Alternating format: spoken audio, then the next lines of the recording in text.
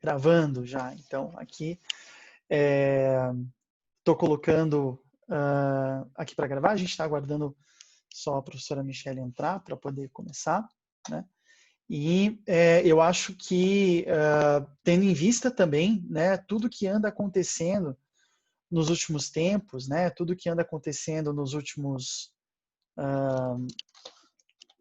semanas, na verdade, na prática, né, a gente consegue enxergar a necessidade de repensar o mundo em que a gente se encontra, né?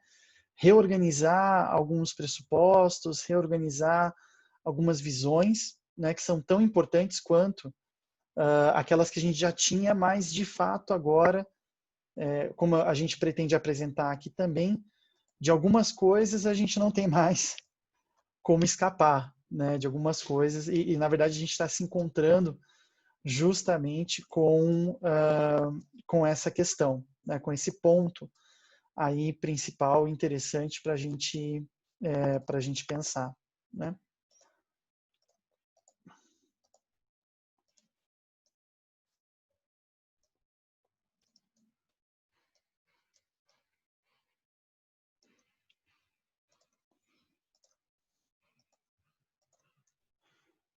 Travou a imagem e o áudio, mas já retornou. Eu tenho que desconectar tudo aqui.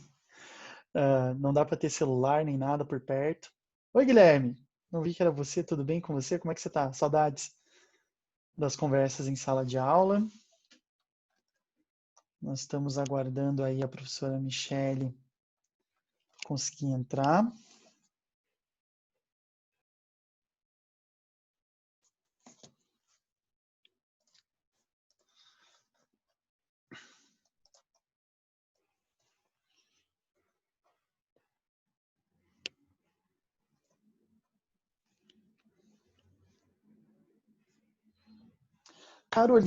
Carolina pergunta se a aula ficará disponível, né? Carolina, a gente está gravando, né? E eu imagino, eu peço à professora Patrícia que me corrija se eu estiver errado, né? Mas eu imagino que ela ficará disponível posteriormente, né, professora Patrícia? A professora Patrícia que já fez o seu encontro, inclusive, né? Eu vou tentar falar bem rápido, porque aqui em casa está bem barulhento, tá, gente? Então, assim, qualquer informação que eu não fiz ainda, o meu é amanhã, então já aproveito É para amanhã, convidar todos. por favor. Isso, amanhã às 16 horas. A informação que a gente tem é que esses encontros estão todos sendo gravados, né? E que posteriormente, mas não logo na sequência, né? O que o professor Jorge, que é organizador, me falou que posteriormente eles serão disponibilizados, mas a gente não sabe ainda quando. Tá? Existe aí talvez um tempinho aí para disponibilizar até pela organização de todo esse material. Sim. Então, fica aí a informação. Obrigado, professora Patrícia. Professora Patrícia, quer falar um pouco sobre a sua palestra de amanhã, inclusive, então? Só para dar um gostinho para o pessoal. Então, enquanto a gente está esperando a professora Michelle, assim que ela... E desculpem o barulho de novo, gente. Amanhã a gente vai fazer uma palestra, o professor Rafael Galo, né, que é professor do curso também, e uma convidada externa, a Adriana Dupita. A gente vai falar um pouquinho sobre economia, né? Então, um bate-papo sobre o pós-pandemia, né? Considerações mais econômicas e estratégicas aí. Então, eu e a Adriana somos economistas de formação, né? Então, a ideia é a gente debater um pouquinho. Eu vou dar uma pegada mais geral, né? Falar um pouco mais geral. E falando sobre economia, como é que vai ser essa saída da crise, ou tentar fazer alguns prognósticos. A Adriana vai falar um pouquinho sobre o Brasil, né? Ela é especialista em Brasil, e aí o professor Rafael, que é nosso internacionalista, formado pela casa, inclusive assim como o professor Gustavo, né, os nossos internacionalistas da casa. O professor Rafael vai fechar, né, a nossa fala falando um pouquinho sobre implicações mais estratégicas em termos de relações internacionais. Então, é mais ou menos por aí que a gente vai fazer. Então, convido vocês, ainda dá tempo de fazer as inscrições, né? Amanhã, a partir das 16 horas. Legal, obrigado, viu, professora Patrícia? E desculpa eu não abrir a câmera, é porque eu estou sem condições de abrir. Não, imagina, normal, normal, não se preocupe. Bom, a professora Michele, ela vai entrar aí à medida em que a gente for apresentando, né? Enfim, porque ela teve um pequeno probleminha de conexão na casa dela. Então, eu vou já apresentar aqui a nossa discussão, né? O nosso debate, também já começar aqui a apresentação, e aí a professora Michele ficou de me avisar quando ela conseguisse entrar para que a gente possa colocá-la aqui, né, para debater, né?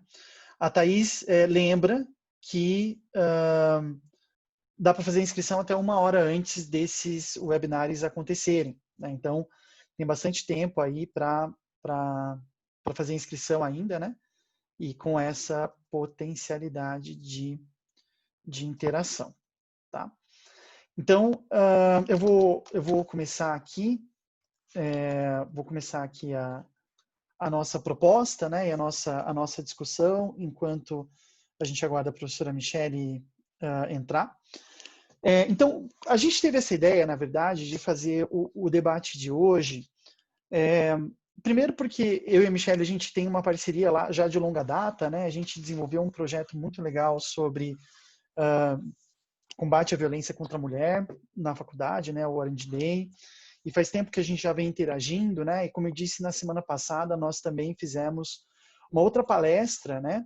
Sobre segurança, sobre geopolítica, política internacional, a situação do Covid e tudo mais. E dentro dessas nossas conversas, nós cada vez mais percebemos, né, a interação, como eu estava falando logo ali no começo, né, a interação entre essas duas áreas, né, entre o direito, a geografia política, a geopolítica, as relações internacionais, enfim. E nós nos deparamos com uma situação, deixa eu aumentar, acho que agora ficou melhor de me ver, né? Agora está mais interessante. E a gente começou a montar essa ideia, né, para tentar enxergar, tentar ver essas possibilidades, até que a gente viu um movimento muito interessante, que nos chamou muita atenção, né, que a gente percebeu muito um movimento em torno da judicialização de questões geopolíticas. Né? Um tempo atrás, ali mais no comecinho da pandemia, né, mais perto ali do que a gente via, né? Então eu estou compartilhando aqui a nossa apresentação. Aí. Então, só para explicar um pouquinho mais, né? A gente viu ali enfim, né, nessa pandemia, algumas situações bem interessantes, como, por exemplo, pessoas que entraram no judiciário no Brasil e nos Estados Unidos querendo responsabilizar a China juridicamente pelo caso do coronavírus, né? Isso nos chamou muita atenção, porque até então a gente nunca tinha ouvido falar a respeito de tentativas de judicialização, né, e em sistemas jurídicos internos dos países, né? Então, isso foi feito, se não me engano, a professora Michele tem mais informações sobre isso, mas isso foi feito, se não me engano, com relação à primeira a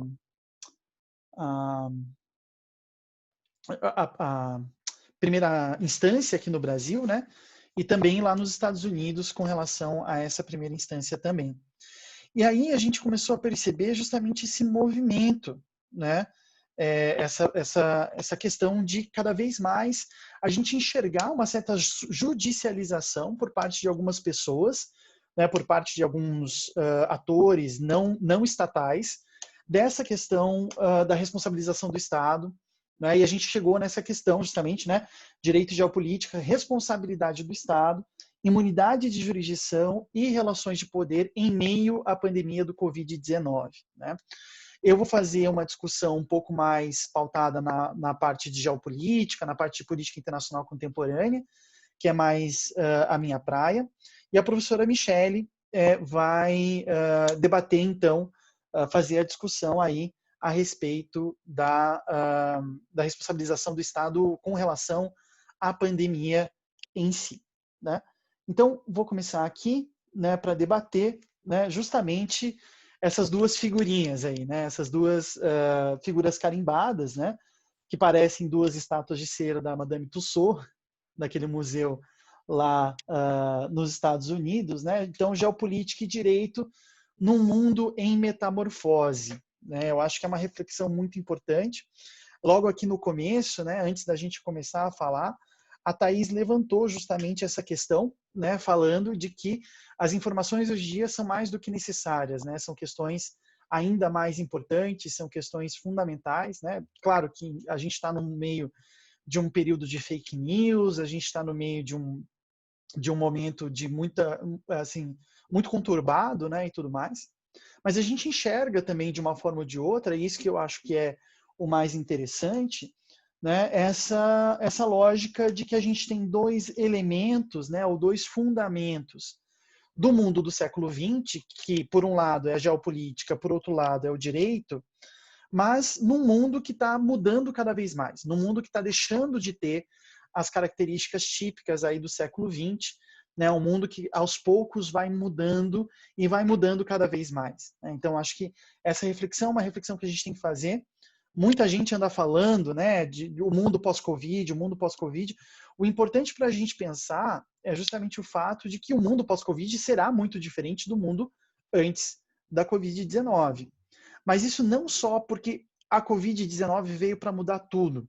Na verdade, ela veio, as pandemias, né, e vários historiadores usam esse termo, né, as pandemias elas aceleram processos históricos que já estavam acontecendo, né? Elas fazem com que esses processos históricos eles acabem ganhando mais tração, ganhando mais força, ganhando mais velocidade, né? E a partir disso será possível verificar, né, se a gente está ou não está nesse processo de aceleração em relação a esse novo mundo, né, entre essas duas figurinhas aí que estão aparecendo na tela, né? Antes de mais nada, para falar de geopolítica, né, e depois para falar do direito, eu acho interessante a gente pensar, trazer algumas definições, né, sobre o que é geopolítica e o que é geoestratégia. Principalmente, e sendo professor e pesquisador da área de geopolítica, o que a gente percebe é que, de repente, geopolítica significa tudo, né?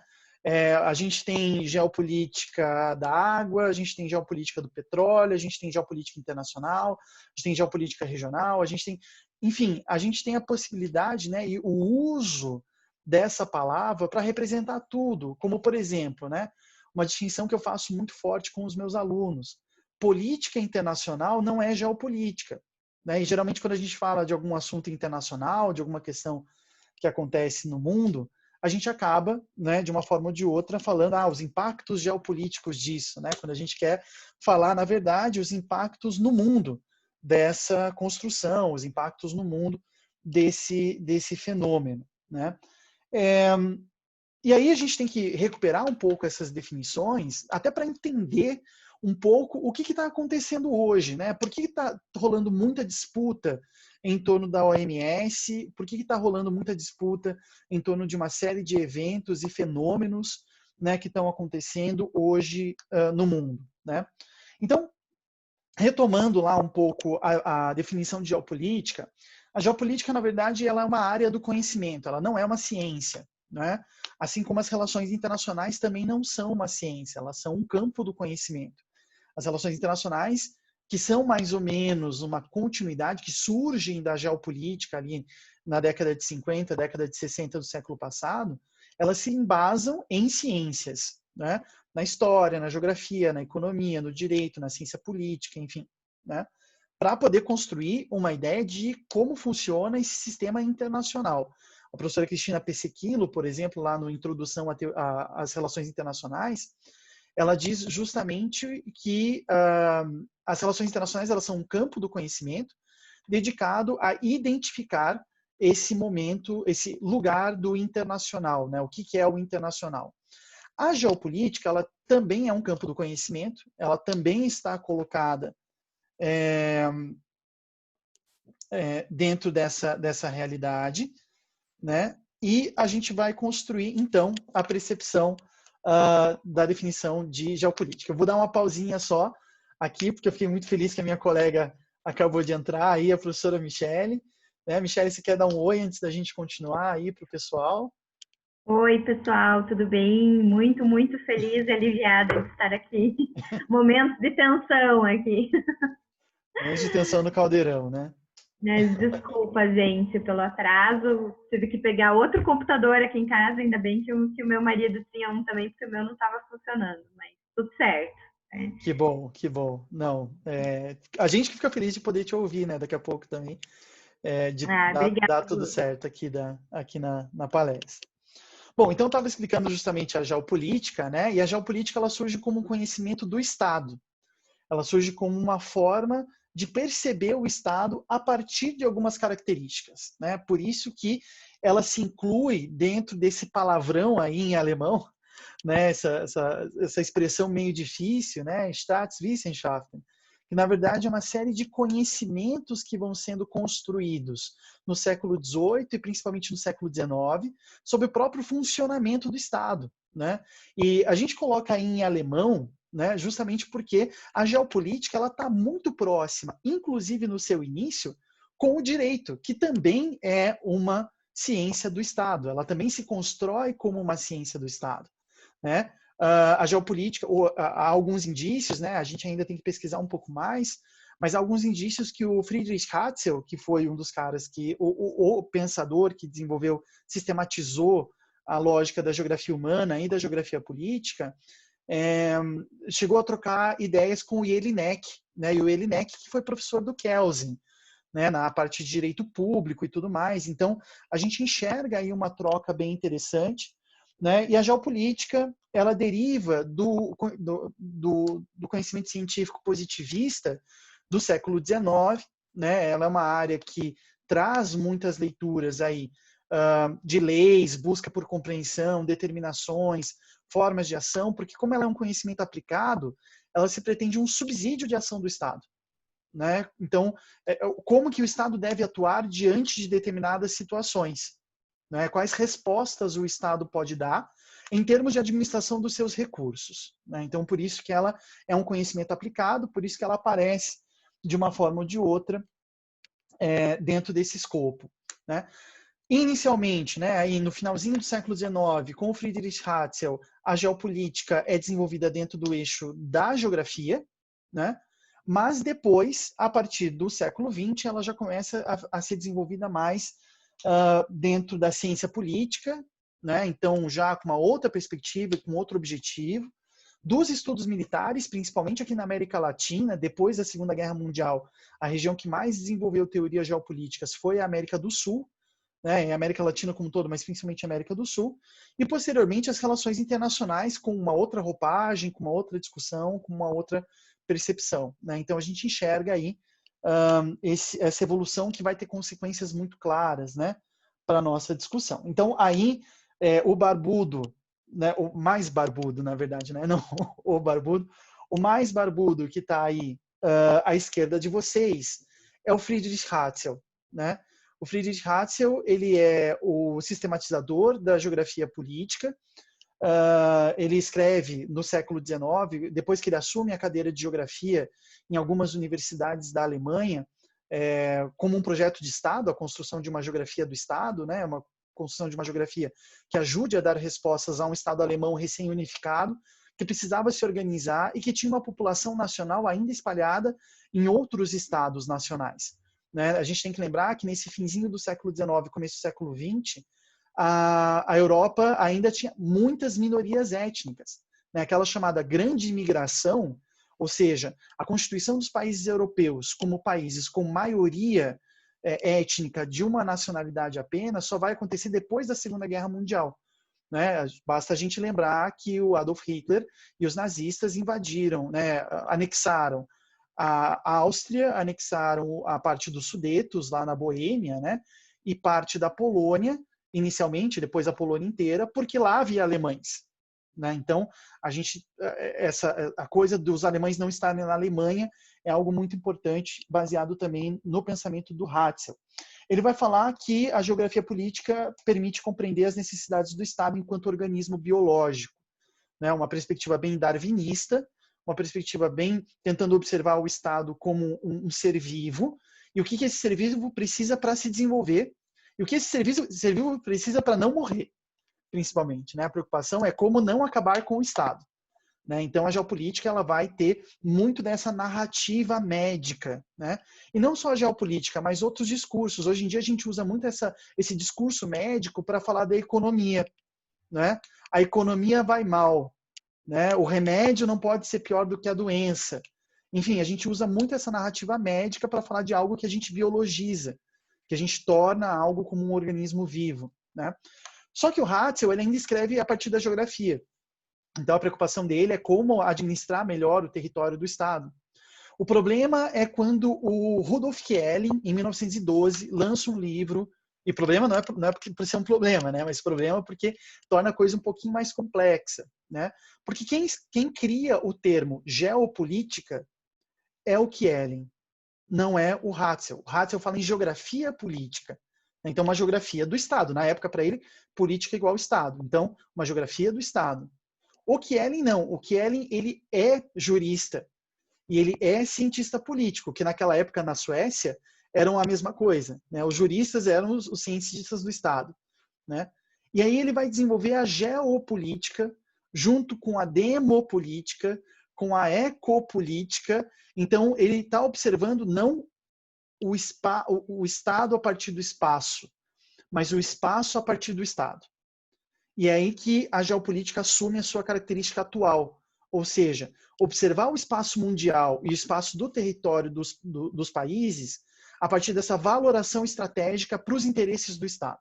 E é o Kjelling que dá essa determinação quando ele fala que a geopolítica é o estudo do Estado enquanto organismo geográfico ou enquanto fenômeno do espaço. Isso é, o Estado como terra, território, área, ou melhor dita, como país. Essa ideia do Estado como uma região que deve ser trabalhado, uma região que deva ser organizado de uma forma ou de outra, né? A geopolítica serviria, então, para que a administração estatal possa disciplinar o território, né? Disciplinar, e mais do que isso, né? Usando de novo essa terminologia médica, né? Disciplinar ortopedicamente, né? Quando a gente vai no ortopedista, é porque a gente quebrou alguma coisa, porque alguma coisa está torta, porque a gente tem que arrumar o eixo, né? O ortos, em grego, orto, né? É o eixo. Então, a gente tem que arrumar o eixo do nosso corpo. E olha que interessante isso, porque quando a gente fala de tentativas geopolíticas, é justamente de tentativas de arrumar os eixos das coisas. Tentativa de arrumar como as coisas funcionam. Portanto, tentativas de governar e normatizar as coisas e as pessoas, seja no meu território, seja no cenário internacional. Então é interessante perceber que a geopolítica e o direito elas têm como essência fundamental e contato mais interessante justamente a figura da norma, né? A ideia de normatizar e organizar a forma como as coisas acontecem, né? Diz ali, né? Então, a geopolítica serviria para que a administração estatal pudesse disciplinar ortopedicamente o seu território e a sua produção, gerenciando o melhor tipo de uso do território para a manutenção da existência do Estado, e nesse sentido pretendeu fazer parte das diversas ciências de Estado, ou como eu prefiro chamar, ciências de governo, como governar as coisas, como governar as pessoas, né?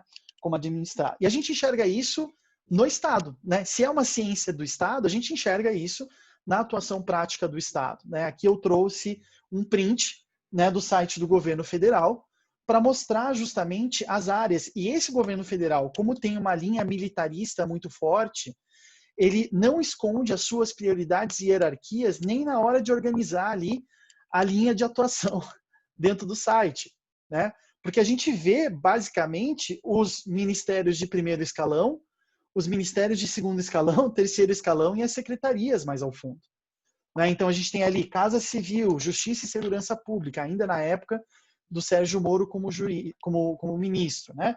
Ministério da Defesa, Relações Exteriores, Economia e Infraestrutura, como os que estão na parte superior, portanto entendidos pelo Estado como mais importante, né? Depois vem agricultura, educação, cidadania, saúde, minas e energia, ciência, tecnologia e informação. Por último, meio ambiente, turismo, desenvolvimento regional, controladoria, Ministério da Mulher, Família e Direitos Humanos e Secretaria-Geral da Presidência da República, né? Por isso que é tão legal estudar geopolítica, porque ela é explícita.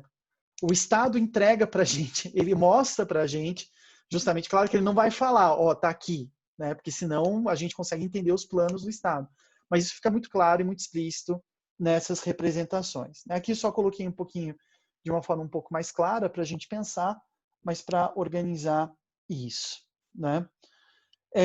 Bom, a geopolítica, então, ela trabalha muito com a ideia de representação, né? Ela trabalha muito com essa ideia de ter um objetivo do Estado e, tendo esse objetivo do Estado, como resolver e como conseguir, de uma forma ou de outra, apresentar algum tipo de resposta, né? E aqui é importante falar que essa não é a preocupação da geografia política. A geografia política é uma parte da ciência da geografia que tenta entender as relações de poder no espaço e no território, né? Isso é a parte da geografia política.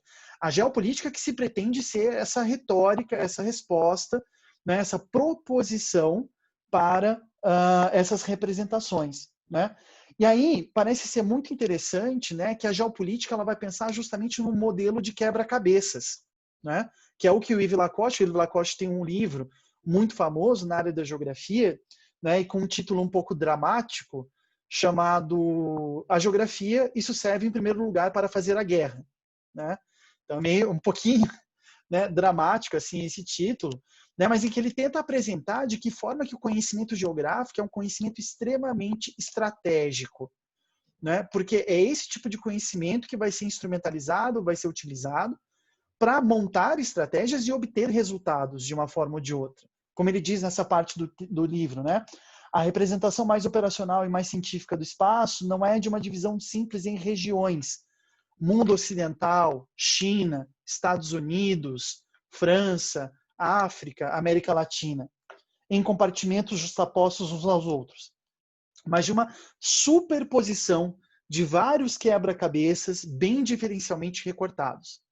Então, onde se encontra o Brasil? O que vai fazer a Argentina? Quais as possibilidades para o Turcomenistão?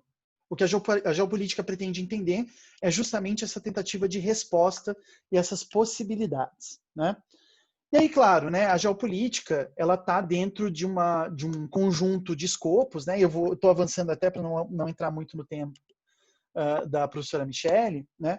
Mas a geopolítica ela está dentro de diversos escopos, né? E à medida em que a gente vai avançando no preceito de globalização, no processo de globalização e desglobalização, o que a gente enxerga é que a geopolítica ela está junto da geoestratégia, está junto da geoeconomia, está junto da geocultura, está junto do geodireito, que é uma área que está abrindo agora, inclusive o Luiz Ujeda é um pesquisador que está desenvolvendo essa aproximação entre geografia e direito, né? Então, assim, a gente pode enxergar, né? E esse prefixo geo significa sempre que eu vou usar esse recurso como uma questão estratégica, né? Para obter algum tipo de resultado.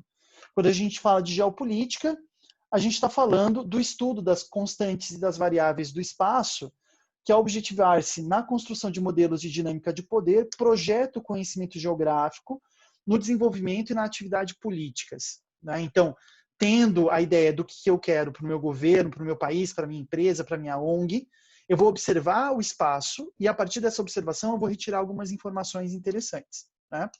Já a geoestratégia faz essa conversa, mas pensando nas atividades de segurança, ou seja, não tanto nas atividades de governo internas, com relação às coisas e às pessoas, mas sim com relação à minha atuação no uso da violência, no uso dos meus mecanismos de segurança e no uso da diplomacia. E era aqui que eu queria entrar, né? Ou seja, o que acontece quando a gente tem um cenário internacional como o atual, quando os países começam a usar o direito enquanto um recurso geoestratégico, né?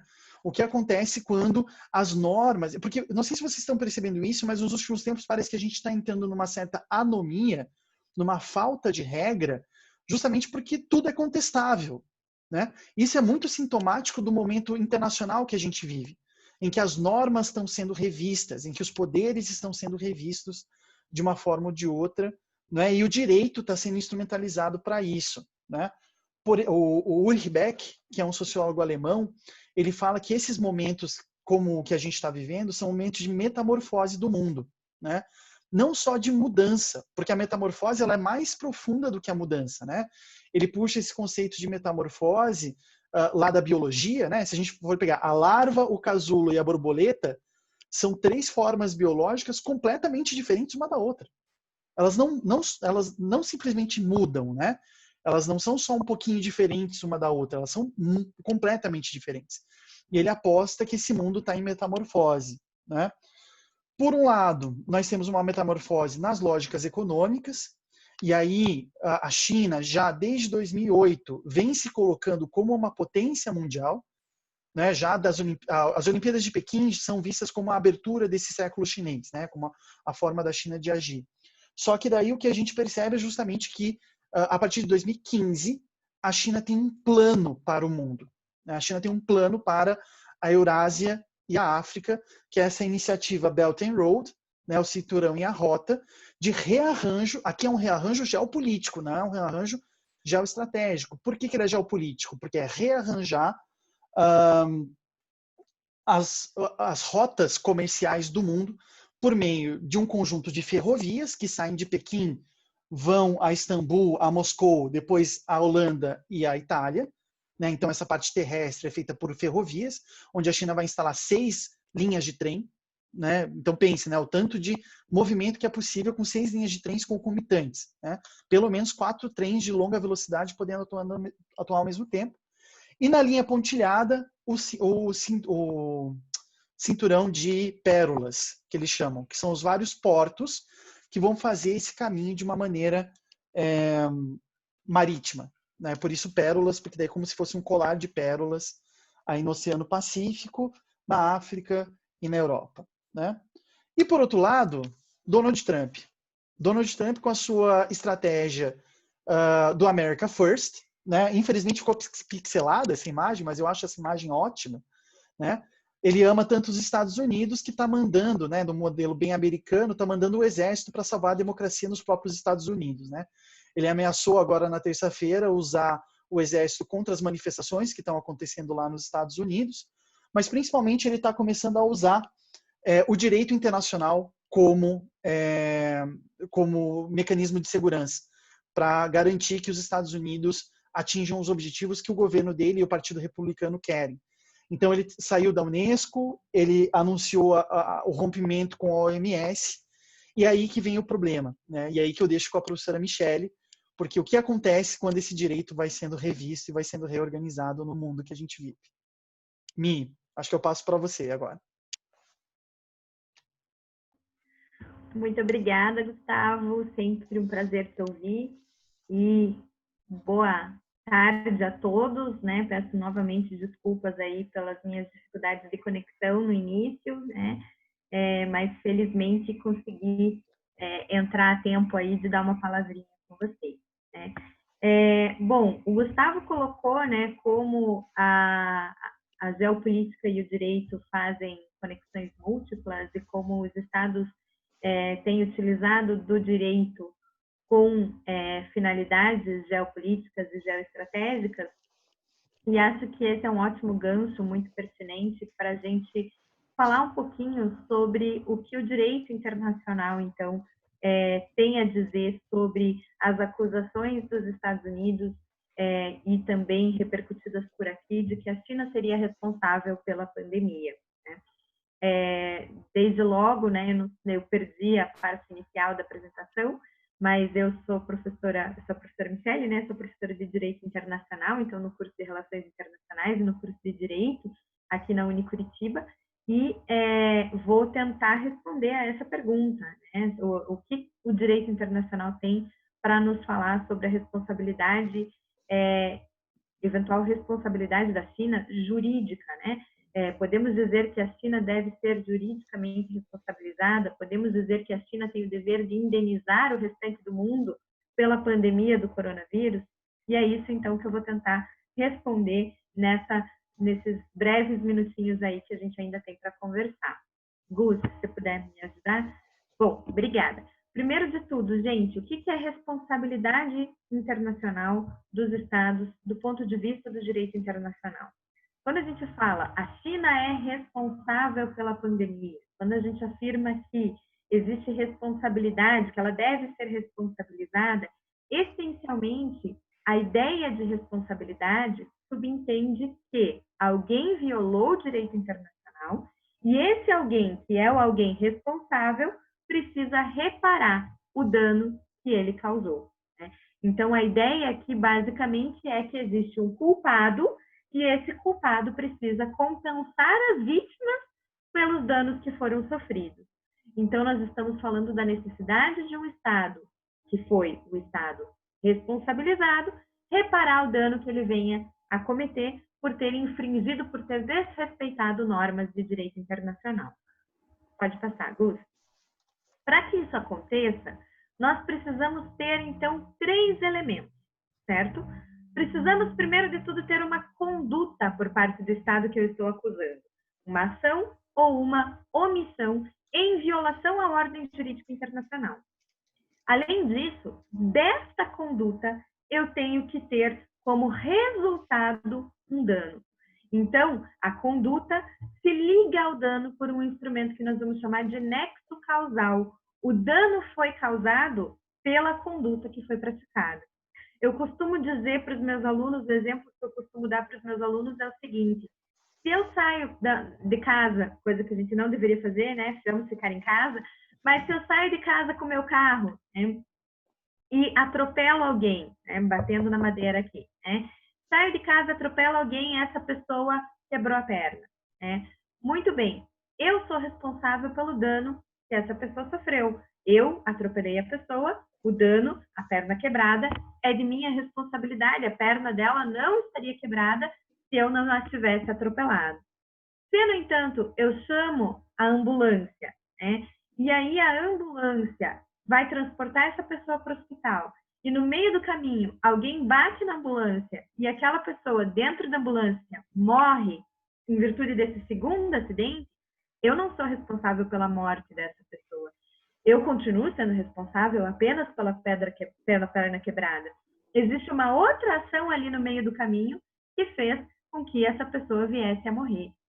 Então, mas ela não estaria dentro da ambulância se não tivesse você atropelado. Aí a gente entra numa esfera do destino, né? E aí a gente não vai discutir o que causou essa circunstância do destino extraordinário da pessoa estar dentro da ambulância no momento em que a ambulância é atingida. A gente só pode ser responsável por aquilo que a nossa conduta desencadeou. E é mais ou menos essa ideia que a gente vai transpor para a arena internacional para tentar discutir se a China tem responsabilidade pelo que aconteceu, pela pandemia, pelas mortes causadas, pelos prejuízos aos estados, pela crise econômica e por toda essa situação que a gente está vivendo no presente momento. Muito bem, Gus, pode passar.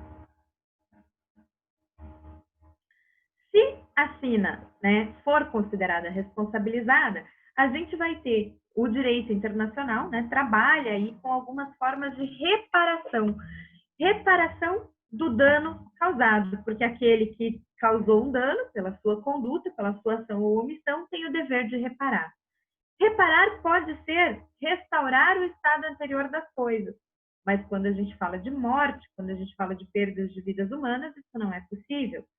Muitas vezes, o recurso que a gente tem para reparação é uma indenização, uma satisfação monetária, uma satisfação econômica para que aquele que sofreu com o dano sinta-se compensado pelo dano que foi sofrido.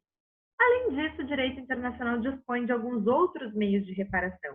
Pedido de desculpas, uma punição de funcionários identificados como responsáveis, o reconhecimento formal do caráter ilícito da conduta, uma eventual garantia de não repetição, que são as outras ferramentas que o direito internacional dispõe para reparar os danos perpetrados pelos Estados na arena internacional. Pode passar. Dito isso, nós vamos examinar então os 3 elementos: a existência da conduta, a existência do nexo causal e a existência do dano, para verificarmos então se existe aí um dever de reparação que pode se exprimir a partir de uma indenização ou de algum dos outros meios de satisfação. Né? A conduta, então, pessoal, ela é basicamente, né, uma ação ou omissão em desacordo ao direito internacional. A gente precisa, então, observar o que o direito internacional fala sobre as circunstâncias que levaram à pandemia, para a gente entender se a China realmente descumpriu alguma das suas obrigações. Nesse ponto particular, eu já quero deixar bem claro que nós não estamos trabalhando aqui com teorias conspiratórias, do tipo a China criou o vírus no laboratório porque ela queria dominar o mundo, né? Tipo o Pink e o cérebro lá, o que vamos fazer essa noite, né? Não vamos trabalhar com esse tipo de pensamento aqui. O que nós estamos trabalhando nesse momento é se a China infringiu deveres da Organização Mundial de Saúde no seu trato acerca da pandemia.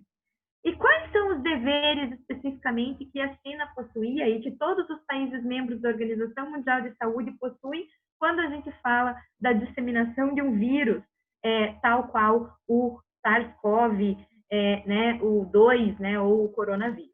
Né?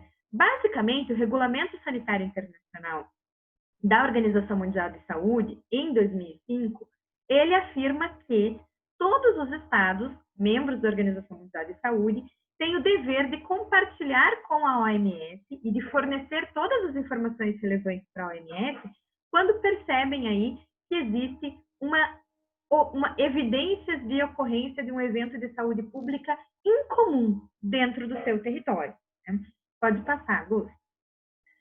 As regras para a comunicação, elas são regidas pelo artigo 6º desse regulamento sanitário, que vai dizer que cada Estado-parte deve notificar a OMS, pelos meios eficientes de comunicação, dentro do prazo de 24 horas, a contar da avaliação de informações de saúde pública sobre os eventos do seu território. Ou seja, a partir de que das instituições tomaram conhecimento sobre a existência de algo estranho dentro do seu território, ela teria 24 horas para notificar a OMS, a comunidade internacional, da ocorrência desses eventos. Pode passar, Gus.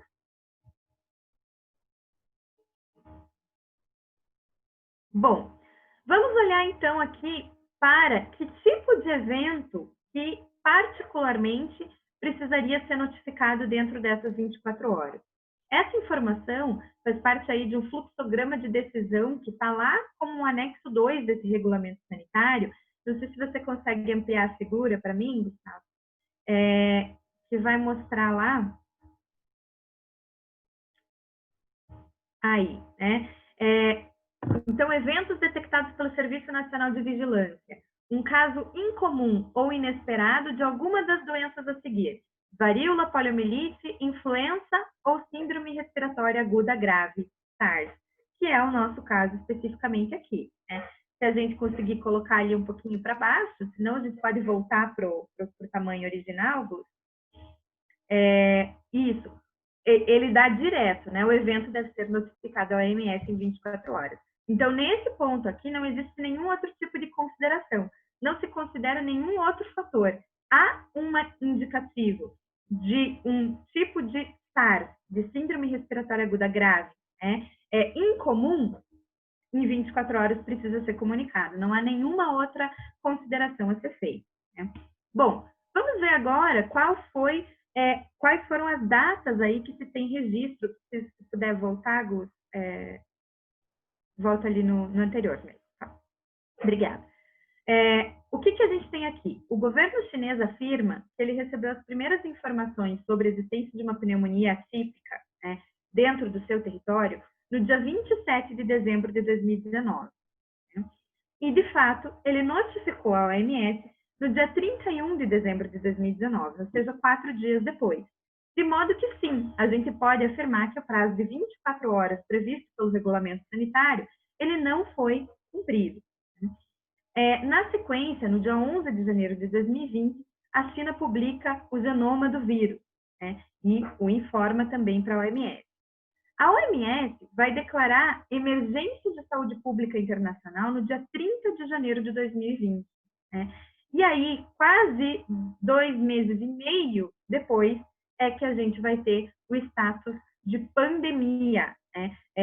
com a informação de que a doença chegou a todos os continentes no dia 11 de março de 2020.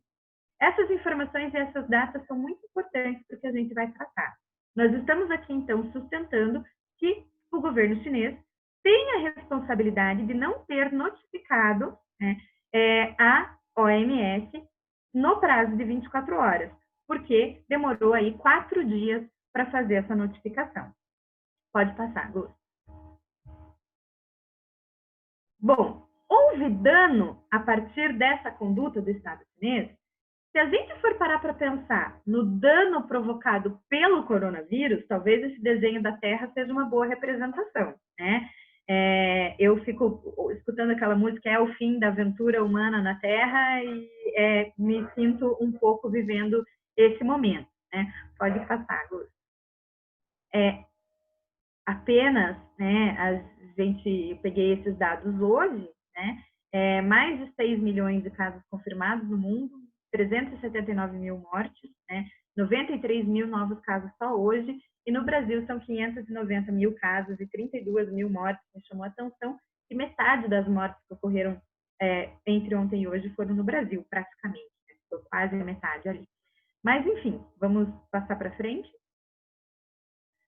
A grande questão aqui, pessoal, podemos atribuir esse resultado danoso, esses 560 mil casos, esses 6 milhões de casos no mundo inteiro, podem ser atribuídos àqueles 4 dias que o governo chinês demorou, que seria, de fato, a conduta chinesa em violação ao direito internacional, ou seja, existe nexo causal, ou nesse exemplo no exemplo que eu dei para vocês no começo da minha exposição, o governo chinês foi responsável por atropelar a pessoa e por quebrar a perna. Mas no meio do caminho, enquanto a ambulância estava chegando, né, ou enquanto a ambulância estava a caminho do hospital, será que não aconteceram outras coisas que nos levassem aos dados que nós chegamos atualmente? Pode passar, Gus. E aí, o que a gente tem que levar em consideração aqui? Em primeiro lugar, a extraordinária velocidade de propagação que esse vírus teve, mas não desde o início. Olhem ali, pessoal, quando os primeiros casos foram reportados, quando a OMS declarou a pandemia, lá no dia 30 de janeiro, nós tínhamos um cenário, ou melhor, uma emergência internacional no dia 30 de janeiro, nós tínhamos um cenário. A pandemia só vai surgir a partir do dia 13 de março. E a partir dali, a coisa realmente ficou feia. A velocidade de propagação dos casos é impressionante. E aí a gente pode passar. Será que os 2 meses e meio que o resto da comunidade internacional teve para se preparar, será que esses 2 meses e meio em que a Organização Mundial de Saúde deu uma série de recomendações para a comunidade internacional, para que a comunidade internacional estivesse atenta à situação de emergência internacional, será que esses momentos não foram mais significativos do que aqueles 4 dias lá no início? E, de fato, talvez tenha havido um atraso na comunicação do governo chinês? E a gente pode pensar isso especialmente, Gus, se você puder passar para mim, se a gente observar as primeiras reações que uma série de governos tiveram. Cito aí a polêmica, Milão não para, Milão não fica doente, assim como as posturas do Donald Trump, no início, também mais preocupado com a economia do que com a pandemia, e que levou aos Estados Unidos ao topo, ao número 1 dos casos de coronavírus no mundo. Assim como o nosso amigo Boris ali, que só foi se tornar ciente da pandemia quando ele mesmo foi parar na UTI por ter sido contaminado pela doença. E isso sem falar no nosso presidente, que entende que é só uma gripezinha, só um resfriadinho, e que quem tem histórico de atleta vai sair numa boa de toda essa história.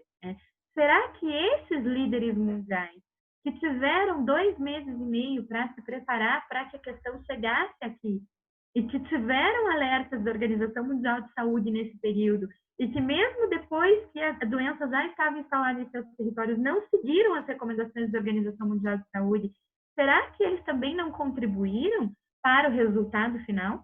Será que tudo pode ser atribuído aos 4 dias que a China demorou, ao invés de apenas 24 horas, para notificar? Não tenho a resposta para essas perguntas. né? Se alguém quiser buscar uma reparação internacional da China, fundamento jurídico para isso existe. O que a gente precisa determinar é se há nexo causal entre a conduta perpetrada pelo Estado chinês e os danos que estão se querendo atribuir à China, né? Se o dano for causado exclusivamente por aqueles 4, né, ou 3 dias de atraso que houve na notificação, ok, a responsabilidade do Estado chinês deve ser responsabilizado. Agora, será que são aqueles 3 dias de atraso responsáveis pelo cenário que a gente tem hoje? Né? Ainda só para concluir, Gus, se você puder passar mais um pouquinho, né, ainda haveria a possibilidade da China invocar, né, uma excludente de responsabilidade por força maior, considerando que o vírus é uma ação da natureza, algo desconhecido que talvez o governo não tivesse, né, condições de antecipar, e aí, né, haveria uma força irresistível de um acontecimento imprevisível e fora do controle do Estado que causou toda a situação que causou. Né? Pode passar? Uma outra questão a ser respondida, né, é aonde invocar a responsabilidade do Estado chinês. Né? Aonde que ele vai poder ser responsabilizado? Quem vai poder processar, né, o Estado chinês e julgar o Estado chinês? Né? Pode passar. Nós tivemos uma tentativa, né, uma ação que foi proposta aqui no Brasil, né?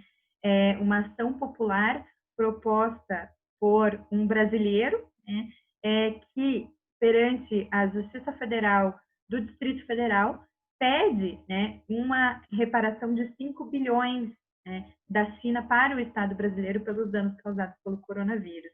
No entanto, pessoal, sem entrar em detalhes aqui sobre esse assunto, podemos entender que é muito pouco provável que a Justiça Federal brasileira consiga processar a China, consiga processualmente processar a China, porque ela só vai poder fazer isso se a China concordar em ser julgada no Brasil, já que o direito internacional parte da ideia de igualdade soberana dos Estados. Entre iguais, não há jurisdição. Entre iguais, não há como a gente se prevalecer sobre o outro. Né? Então, a gente não tem essa possibilidade de fazer essa ação perante o Judiciário Nacional. A saída seria uma ação perante a Corte Internacional de Justiça, já que a Constituição da OMS, da Organização Mundial de Saúde, prevê que as questões a ela impostas, né, sejam resolvidas perante as questões relacionadas aos dispositivos da OMS, sejam discutidas perante a Corte Internacional de Justiça. O grande problema que nós temos aqui é que um Estado precisaria iniciar essa discussão. E aí, quem é que vai processar a China perante a Corte Internacional de Justiça, sabendo que também tem teto de vida, né? Sabendo que também pode ser responsabilizado porque suas condutas não seguiram a cartilha da OMS no manejo da pandemia. O Donald Trump vai fazê-lo, sendo que ele mesmo pede para sair da OMS, né? O fim de toda essa discussão pode ser resumido com essa charge, né, do Quinho, né? Enquanto a gente está aí discutindo se a culpa é da China ou se a culpa é dos Estados Unidos, a gente está esquecendo, né, que a solidariedade humana é a única coisa que vai poder nos salvar do coronavírus. É a gente ficando em casa pela gente, a gente ficando em casa pelo outro, é a gente cuidando da gente, de quem a gente ama, muito mais do que procurar culpados, né? E confiar na ciência, nas orientações da ciência e nas respostas que a gente espera que a ciência nos traga no prazo mais breve possível para que a gente possa vencer isso. E isso só vai acontecer com a cooperação internacional e não com esse apontar de dedos, com essa tentativa de imputar e de encontrar culpados nessa situação que a gente está enfrentando. Era isso, pessoal, que eu tinha para falar para vocês, né? Mais uma vez, me desculpe pela confusão ao entrar e fico à disposição aí, se alguém tiver algum questionamento, algum comentário que gostaria de fazer, para discutir também com o Gustavo. Bom, pessoal, a gente não tem muito mais tempo, já são 5 horas, né? Infelizmente, a gente tinha esse tempinho aí das 4 às 5, mas eu acho que a gente pode verificar se alguém tem alguma pergunta. Eu esqueci de colocar, a professora Michele foi mais diligente com isso, eu esqueci de colocar o meu contato ali no slide, mas já coloquei ali no chat também, né? não só o e-mail, mas o Twitter, o Facebook e também o canal no YouTube que a gente está fazendo no grupo de pesquisa sobre geopolítica, política internacional, segurança internacional, também o RBSI, Redes e Poder no Sistema Internacional. Não sei se alguém tem alguma pergunta, alguma questão, de forma bem breve para a gente resolver, para a gente responder agora.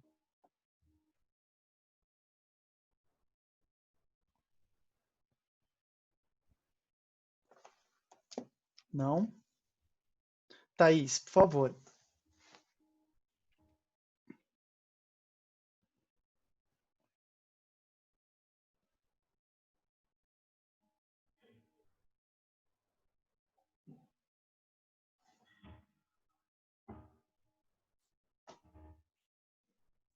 Eu vou falar aqui pelo microfone, que eu acho que é mais rápido. Ah, legal. Vai lá.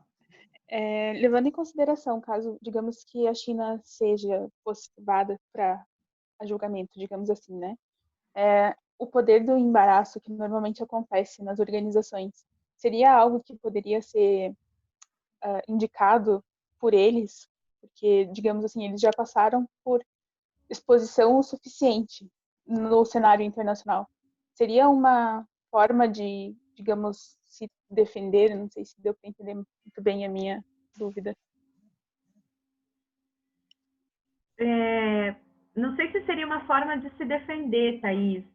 Eu acredito que o que poderia, de repente, resultar aqui, né, considerando que a responsabilidade da China, me parece, né, ser uma responsabilidade pontual pelo atraso na comunicação, que não observou realmente o que diz o regulamento, talvez a gente poderia pensar em mecanismos de satisfação, né? Como a garantia da não repetição, a identificação dos funcionários do governo chinês que foram responsáveis pelo atraso, procedimentos que possam ser instaurados dentro do território chinês para evitar uma nova pandemia, enfim, né? Questões dessa natureza que poderiam ser, né, o caminho ali utilizado, né? Não sei se eu respondi essa pergunta, Thaís. Não, respondeu sim, prof. Obrigada. A Laura Nascimento coloca ali no chat, né? Laura, infelizmente eu não vou conseguir ler o teu texto inteiro, né? Porque é bastante informação que você colocou ali. A respeito de casos que teriam acontecido já em novembro de 2019, né, uma certa negligência, né? Michele, por favor. De fato, né, haveriam informações ali, inclusive um oftalmologista chinês, né, que veio a falecer em fevereiro, né, pelo coronavírus. A notificação oficial, né, recebida pelas autoridades epidemiológicas chinesas, aconteceu no dia 27 de dezembro. Né? Esse foi o momento em que, não sei qual é o nome da autoridade, mas a vigilância sanitária internacional da China recebeu a notificação dos casos dessa pneumonia em comum. Essa informação você consegue encontrar em vários locais, né, diferentes na internet, né, inclusive no site da própria OMS. Mas há indicativos de que houveram outros casos em novembro. Quanto a isso, pontualmente, Laura, entendo, né, que seria necessária uma investigação para ver quando foram os primeiros casos, né? No entanto, é importante da gente lembrar que nem sempre, né, os primeiros casos são no próprio local onde a doença se detectou pela primeira vez, né? Por exemplo, os primeiros casos indicados de HIV foram detectados nos Estados Unidos, mas não há indicativo de que a doença tenha surgido por lá. Então, esse atraso, né, até que ponto esse atraso não está... a obrigação que a OMS estabelece a partir do momento em que a autoridade nacional recebe a comunicação, existe 24 horas para detectar. Se houve uma falha interna, talvez isso precise ser endereçado também pelo governo chinês, né? Por que demorou-se para constatar? Mas será que outros países teriam constatado mais rápido? Né? Se algumas pessoas adoeceram em novembro, será que outros países levariam menos de um mês para perceber que era uma doença diferente que estava aparecendo? Né? São questões que cabem à investigação. Eu acho que nesse caso também tem uma questão muito interessante que às vezes foge um pouco da nossa percepção, porque assim, tem uma coisa bem engraçada que acontece em RI, geopolítica e tudo mais, que é a gente dá para o Estado uma superpotência, como se o Estado fosse super poderoso, soubesse de tudo, agisse tudo, como se fosse super racional, tudo por trás, essa coisa meio teoria da conspiração, né? Tudo por trás tem um motivo, tem uma razão, a gente não consegue trabalhar meio com a ideia de acaso. E nesse caso, não é que houve um acaso na situação da doença, mas a gente tem que lembrar de burocracia. Algumas considerações que são feitas recentemente sobre essa demora do oftalmologista, né, do médico que morreu, enfim, na verdade tem mais a ver com a polícia da província de Wuhan, e aí essa estrutura autoritária do exército chinês, do que responsabilidade do governo central. Por quê? Parece que as autoridades da província não repassaram essa informação para Pequim logo no começo, porque estavam tentando abafar e estavam tentando não ficar mal com a autoridade central. E sendo um regime autoritário, se você fizer alguma coisa errada, você dança, né? Então, tem algumas colocações aí para a gente pensar, né, como acontece aqui no Brasil. Então, por exemplo, os militares ontem, literalmente ontem, decidiram só divulgar os dados das mortes às 10 horas da noite, né, no Brasil. Ou seja, depois de todos os grandes jornais. Então, será que, né, a gente enxerga isso aqui no Brasil também, e acho que essa questão da burocracia dos estados, né, eu não estou falando burocracia como uma coisa ruim, não é para acabar com a burocracia, mas a gente tem que lembrar que os estados, eles também são burocracias, e, portanto, eles também respondem a essas demandas de uma forma ou de outra, né. Enfim, só queria fazer essa assim, a dinâmica de funcionamento do estado também interfere, né. Concordo, Gustavo, integralmente. A Tamires perguntou se eu acho que foi criado em laboratório. Não, eu não acho que foi criado. Inclusive, a OMS já apontou que não existe nenhum indicativo de que o coronavírus tenha sido criado artificialmente, né? Essa é a posição da Organização Mundial de Saúde. Bom, pessoal, se ninguém mais tem mais alguma pergunta, alguma colocação, a gente então avançou um pouquinho mais aqui no tempo, né? Mas não tem problema, é assim que é bom, né? A gente gosta dessas discussões. Bom, então, também para não tomar muito tempo de vocês, né? Até porque estava programado para ser até às 5, eu quero agradecer vocês, quero agradecer a Michele, que foi quem trouxe a ideia, a discussão, o texto, né? Falar que essa interação sempre é muito legal, eu gosto muito, né?